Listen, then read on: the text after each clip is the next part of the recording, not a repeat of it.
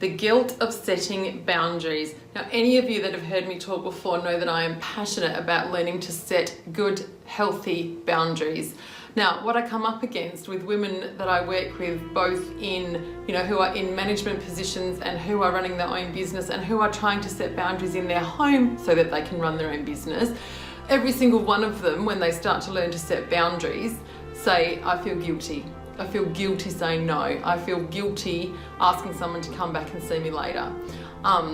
So for me, it took a massive meltdown for me to learn how to set really clear boundaries. I used to say yes to everything, say yes when I knew I couldn't follow through and feel shit about it.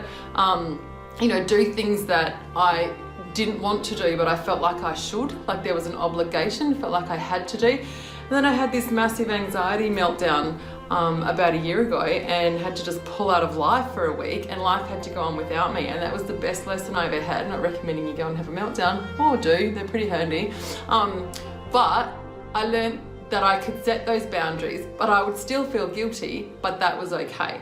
So my tip is, you're either going to be resentful that you are doing something that you don't want to do. So you're saying yes to something because you feel obligated or like you have to do it, and there'll be resentment and you're blaming others for not getting the results that you want to get. Or you'll feel guilty because you've set your own boundary and you've said, no, that's not acceptable.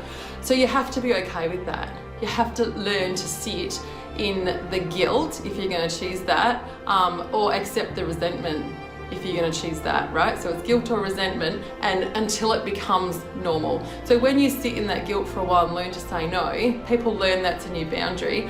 They stop asking to cross the boundary, there's no more guilt, right? So you have to feel the guilt for a while. That's just how it is. So what I want you guys to think about after hearing this, now knowing what you know, is how and where is your lack of boundaries holding you back from something that you want to do? Where are you blaming your job, your kids, your family, your parents? Where are you blaming someone else for you not getting results because you don't have strong boundaries in those areas? Let me know.